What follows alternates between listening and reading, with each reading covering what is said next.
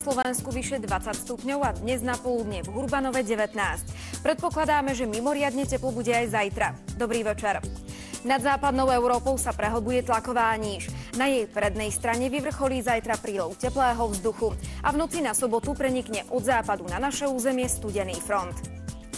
Na Pyrenejskom polostrove už teraz prevláda nepriaznivé, daždivé, veterné a studené počasie. Na severe Španielska bude len 14, na juhu do 20 stupňov. Vo Francúzsku má byť ešte horšie počasie a v daždi len okolo 12 stupňov.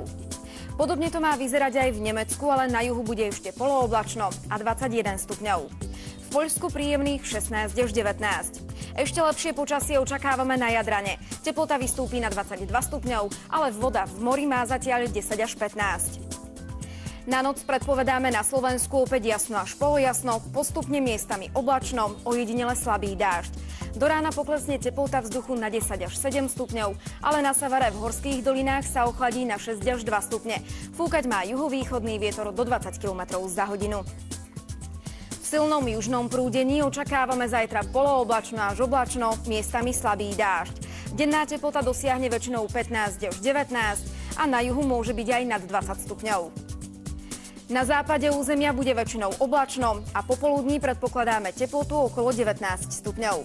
Fúkať má južný vietor do 30, v nárazoch až 60 km za hodinu. Polooblačno až oblačno, miestami slabý dážď a teplota okolo 15, na juhu 17 až 20 stupňov. To čaká stredné Slovensko.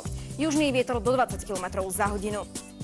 Na východe bude polooblačno, postupne oblačno, vyskytne sa aj slabý dážď. Pri južnom vetre sa uteplí na 16, maximálne do 20 stupňov.